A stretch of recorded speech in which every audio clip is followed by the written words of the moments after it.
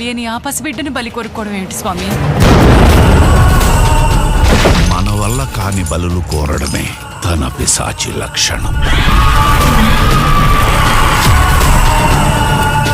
ఇన్ని సంవత్సరాలుగా ధన పిశాచి శక్తి పెరుగుతూనే వస్తోంది. అది తారాస్థాయికి చేరే సమయం ఆసనమైంది. మనకి అర్థమైన విశ్వం ఎక్కడ అంతమవుతుందో శివుడు అక్కడ మొదలవుతాడు.